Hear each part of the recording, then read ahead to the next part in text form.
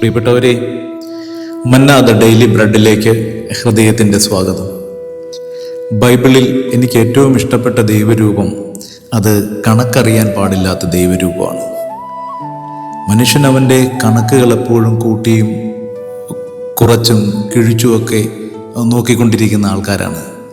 പക്ഷേ ഈ ദൈവത്തിന് ആകെ അറിയാവുന്നൊരു കണക്ക്, അത് മനുഷ്യന് ഒരിക്കൽ പോലും ഗ്രഹിക്കുവാൻ കഴിയാത്ത രീതിയിലുള്ള കണക്കാണ്. ബൈബിളിൽ പറയുന്നുണ്ട്, 100 ആടുകളിൽ 1 കാണാതെ പോയപ്പോൾ 99 മരുഭൂമിയിൽ വിട്ട് കാണാതെ പോയതിനെ തേടി പോകുന്ന ഇടയനെ കുറിച്ച് പറയുന്നുണ്ട്. സത്യത്തിൽ ഈ 99 കയ്യിലിരിക്കുമ്പോൾ അതിനെ വിജനതയിലേക്ക് വിട്ട് കാണാതെ പോയതിനെ തേടിപ്പിടിക്കുന്ന ഇടയൻ്റെ ഒരു വിവരമില്ലായ്മയെക്കുറിച്ച് പലപ്പോഴും നമ്മൾ ചിന്തിച്ചു പോകും. പക്ഷെ ദൈവം എങ്ങനെയാണ്? 100ൽ നിന്ന് 1 പോയാൽ 2 പൂജ്യമാണെന്ന് കണക്കാക്കുന്നവനാണ് ദൈവം.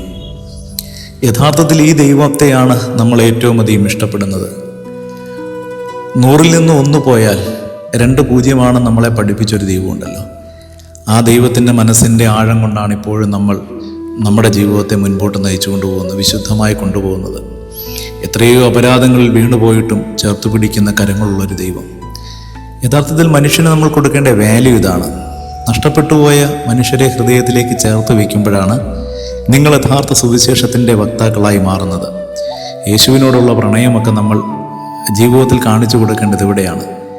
മനുഷ്യർ അവർ വീണു പോകുമ്പോൾ അവരെ ഒന്ന് ചേർത്ത് പിടിക്കുക, അവരെ കാണാതെ പോകുമ്പോൾ ഒന്ന് അന്വേഷിച്ചിറങ്ങി ചെല്ലുക, എന്നിട്ട് അവരുടെ ഹൃദയത്തിൻ്റെ ആഴങ്ങളിൽ പോയി കൂടുകൂട്ടുക. ഇവിടെയൊക്കെയാണ് യഥാർത്ഥ മനുഷ്യസ്നേഹവും ദൈവസ്നേഹവും ഒക്കെ നമ്മൾ പ്രകടമാക്കേണ്ടത്.